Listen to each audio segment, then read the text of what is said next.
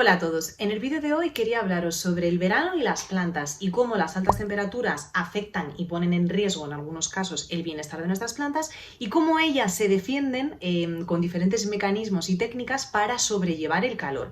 Aprovechando que he vuelto de vacaciones hace nada y mis plantas han estado varias semanas solas, tengo un poquito de todo. Algunas que están fatal, otras que están bien, en fin.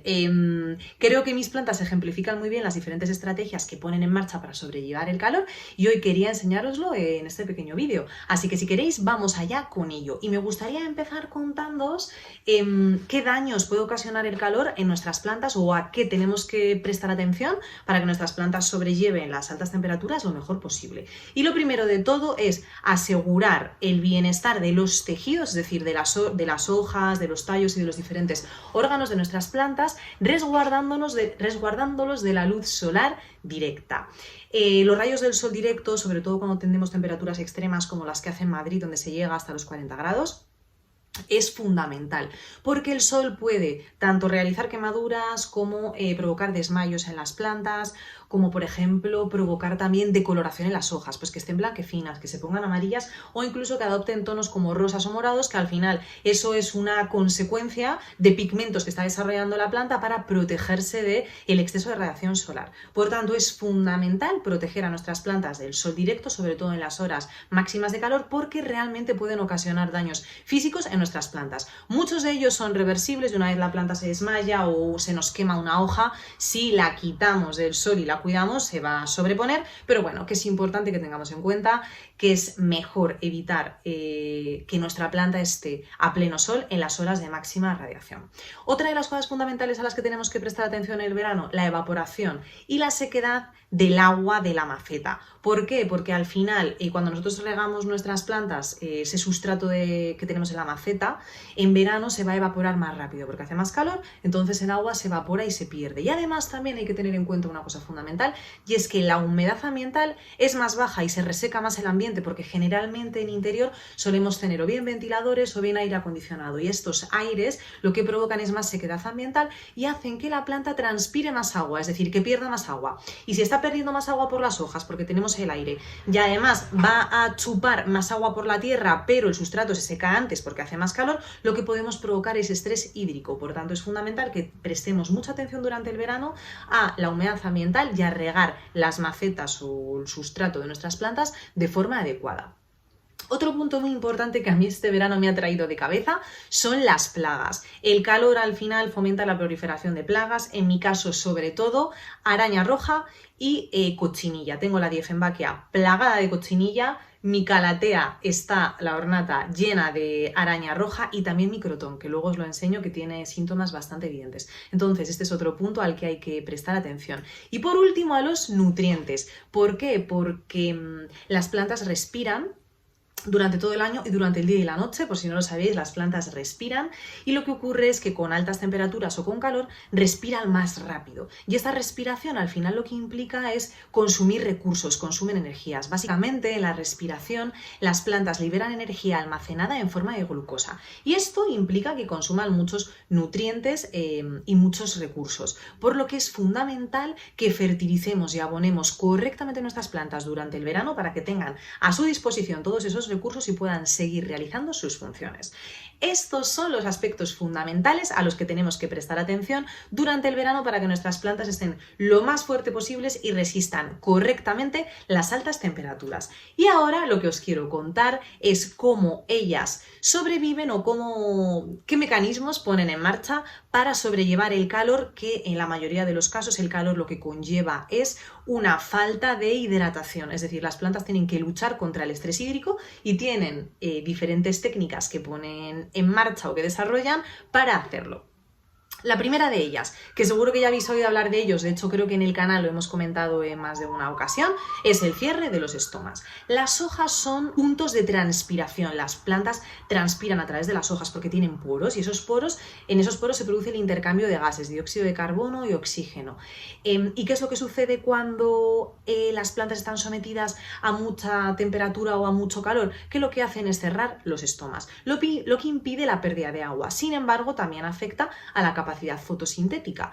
Y esto hace el cierre de estomas que las plantas ralenticen su crecimiento, que estén, digamos, en stand-by y que detengan todo su crecimiento o al menos que crezcan de forma más lenta. Quería que vierais mi Philomelancrisum, que ha sido una de las plantas que ha sufrido estrés hídrico este verano. Y como veis, todas las hojas siguen el mismo patrón.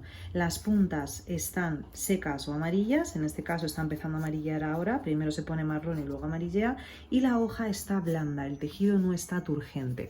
¿Por qué? Porque la planta ha tenido una falta de agua, está deshidratada, y su sistema para defenderse ha sido cerrar los estomas para evitar la pérdida de agua, y esto lo que ha provocado es que no llegue agua a la parte más alejada del tallo, que es la punta de la hoja, y que tampoco lleguen nutrientes. Y es por eso que ha empezado a estropearse por aquí. Si la cuido correctamente, posiblemente no suban más las manchas, sino que se queden hasta aquí el tejido estropeado y que el resto del tejido se mantenga de forma correcta. Pero quería enseñaros cómo esta falta o esta pérdida de agua ha afectado hasta las nuevas hojas, que no han tenido ni la oportunidad de desarrollarse y ya están secas por completo antes de desplegarse.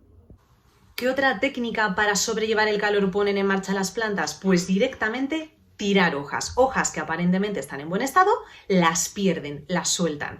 ¿Por qué hacen esto? Porque lo que están haciendo es reducir la superficie de transpiración, es decir, tratar de perder menos agua, y lo que hacen es prescindir de todas aquellas hojas que estén dañadas o sean más viejas para destinar recursos y energía a las nuevas hojas y poder sobrevivir.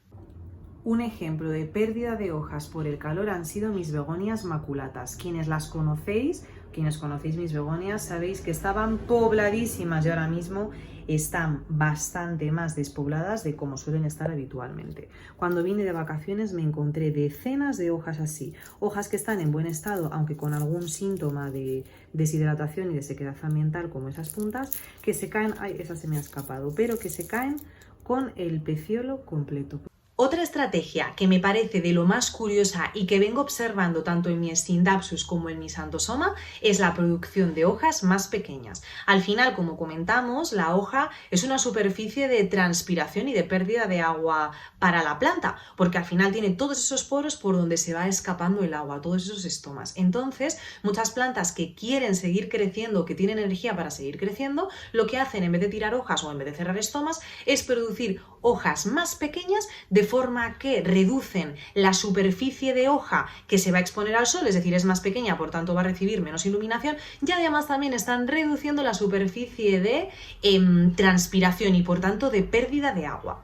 Y aquí os enseño mi Scindapsus, que es un buen ejemplo de cómo las plantas pueden reducir el tamaño de sus hojas para evitar la pérdida de agua, es decir, tienen energía suficiente para generar nuevos tejidos, pero deciden sacar tejidos más pequeños, hojas con menos superficie, para reducir esa pérdida de agua. Como podéis ver, el cambio es notable. De hecho, a lo largo del tallo veis cómo tiene hojas más grandes, ya a medida que va creciendo se van haciendo más pequeñas. Mirad, y aquí también podéis ver hoja más grande, y las últimas hojas que ha generado son bastante más pequeñas para reducir esa superficie de exposición al sol y por tanto perder menos agua.